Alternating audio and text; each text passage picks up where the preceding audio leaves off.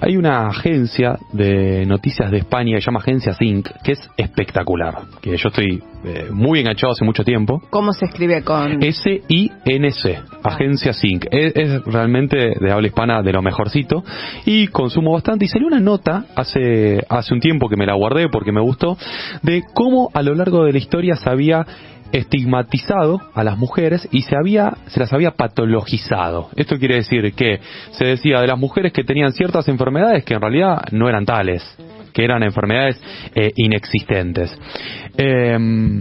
Obviamente todas estas dos enfermedades que voy a dar de ejemplo, había muchas más, fueron cuestionadas últimamente, ¿no? por la comunidad científica, y dijeron, che, esto no tiene que ver con enfermedad. Estoy hablando de la histeria, viste que todo el tiempo se dice, todavía se sigue diciendo, si bien muchos hombres nos hemos desconstruido o estamos intentando, histeria y ninfomanía, ¿no? La adicción al sexo.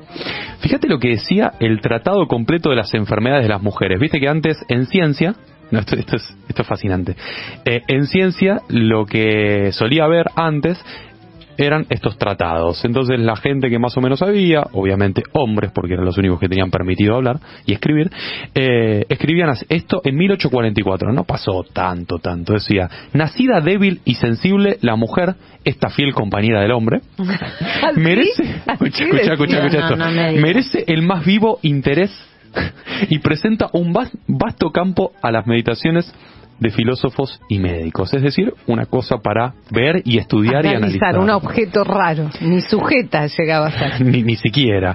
Yo les hablaba antes, ¿no? La histeria y la ninfomanía.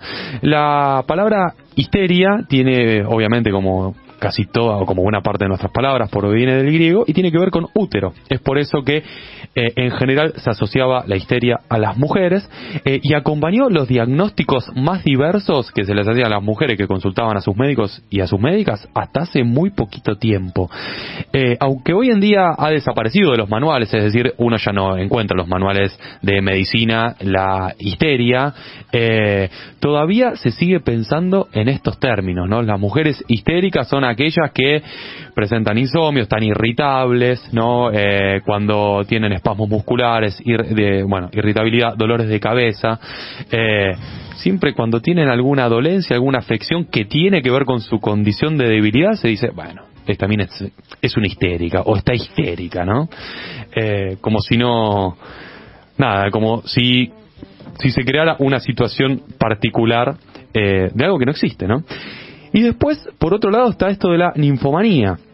Decía el ginecólogo Ángel Pulido en 1876, no hay goce sano que no sea el reproductivo. Los deseos culpables y dañinos son los de las infértiles, las nodrizas, las prostitutas, las lectoras y las histéricas.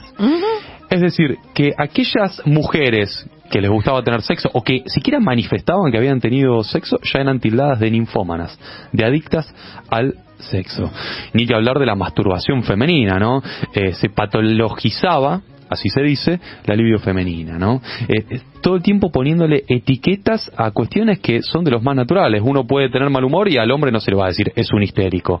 A un hombre le puede gustar tener sexo y puede manifestarlo libremente y no se le va a decir, che, este es un ninfómano, ¿no? Obviamente tiene que ver con las mujeres y obviamente tenía que ver con los tratamientos que se hacían, porque vos fíjate, como ocurre en la actualidad, los diagnósticos que uno realiza después prescriben los tratamientos. Claro. Esto es fundamental. Parece tonto el pasaje, pero es la manera en que uno se trata. Obviamente, digo,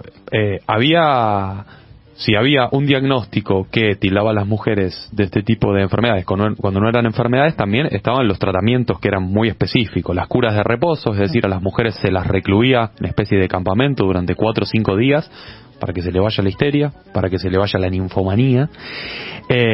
Tenían que realizar, esto es fascinante, realizar no más de 2 horas de actividad intelectual al día, ese era el tope, es decir, si querías más, no se podía en ese campamento, no tocar ninguna pluma, ni pincel, ni lapicero. Esto es así, son los mandatos de los campamentos de las curas de reposo en Europa en el 1800-1900. Y para las ninfómanas, especialmente, había una serie de tratamientos muy especiales. Hipnosis, ¿sí? El aislamiento o dieta, como recién decía, y otros tan delirantes como sanguijuelas en la vagina. Oh, Una tortura. Entienden lo que estamos... Es una locura, ¿no? Para curar el mal.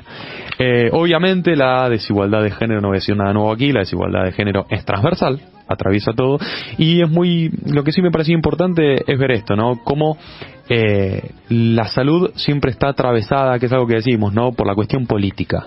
No parece que es algo que no tiene nada que ver, lo mismo decimos para la ciencia, pero no, está bien atravesada por la cuestión política, y si hablamos de cuestión política hablamos siempre del acceso a la salud, ¿no? Y me parece que el de las mujeres siempre fue bastante desigual con respecto al de los hombres.